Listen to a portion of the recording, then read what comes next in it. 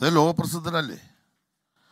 അദ്ദേഹത്തെ പോലെ ഒരാളിനെ ചലച്ചിത്ര അക്കാദമിയുടെ നേതൃപദവിയിലേക്ക് ലഭ്യമായതൊരു മഹാഭാഗ്യമാണ്.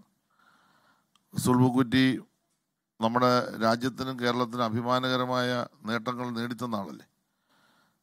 അപ്പം അങ്ങനെ ഒരാളിനെ നമ്മൾ ആലോചിക്കുമ്പോൾ തീർച്ചയായിട്ടും അദ്ദേഹത്തിൻ്റെ കൂടുതൽ സമയം കേരളത്തിലേക്ക് നമ്മുടെ അക്കാദമിയുടെ പ്രവർത്തനത്തിന് ലഭ്യമാകുമെന്ന പ്രതീക്ഷയോടുകൂടിയാണ് അദ്ദേഹത്തെ ഇപ്പോൾ തീരുമാനിച്ചിട്ടുള്ളത്. അദ്ദേഹവുമായി ഞാൻ സംസാരിച്ചു.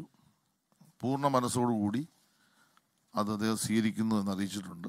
കൂടുതൽ സമയം അക്കാദമിയുടെ പ്രവർത്തനത്തിന് സിനിമാ മേഖലയുടെ പുരോഗതിക്കും വേണ്ടി കേരളത്തിൽ ചിലവഴിക്കും എന്ന് അദ്ദേഹം പറഞ്ഞിട്ടുണ്ട്.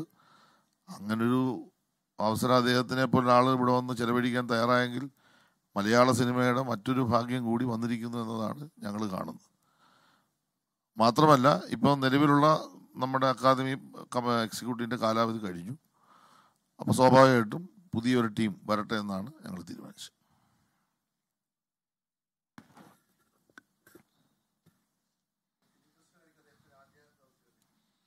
ഫിലിം ഫെസ്റ്റിവലിന് സ്വാഗതം നിന്ന് കൂടുന്നുണ്ട് 3 മണിക്ക്.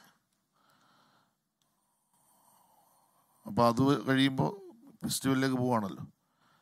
കഴിഞ്ഞ വർഷത്തെ നമ്മുടെ ഫിലിം ഫെസ്റ്റിവൽ പ്രത്യേകതയുള്ള ഫിലിം ഫെസ്റ്റിവലായിരുന്നു.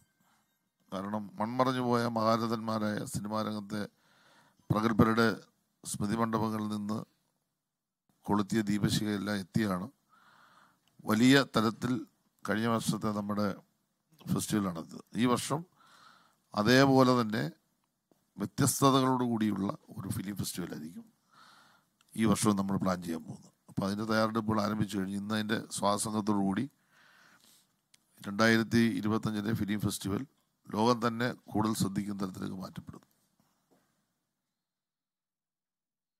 അപ്പോൾ ഇത് അവസാനിപ്പിക്കുമല്ലോ, അപ്പം അടുത്ത് തുടങ്ങാമല്ലേ.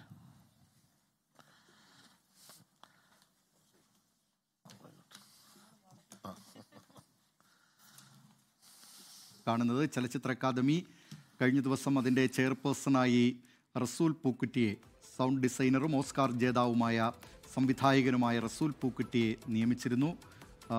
റസൂൽ പൂക്കുറ്റിയാണ് ഇനി പുതിയ ചെയർപേഴ്സൺ.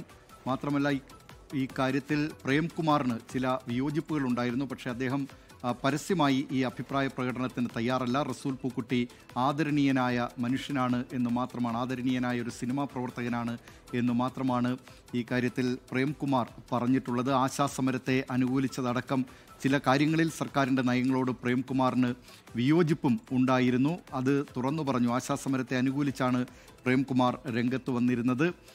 ഇതൊക്കെ കൊണ്ടാണോ പ്രേംകുമാറിനെ മാറ്റിയത് എന്ന സംശയമുണ്ടായിരുന്നു. മന്ത്രി പറയുന്നു ലോകപ്രശസ്തനായ ഒരാളെയാണ്, റസൂൽ പൂക്കുട്ടിയെയാണ് ഇപ്പോൾ ഈ പദവിയിലേക്ക് സർക്കാർ നിയോഗിച്ചിട്ടുള്ളത് എന്നാണ് മന്ത്രി സജി ചെറിയാൻ പറയുന്നത്.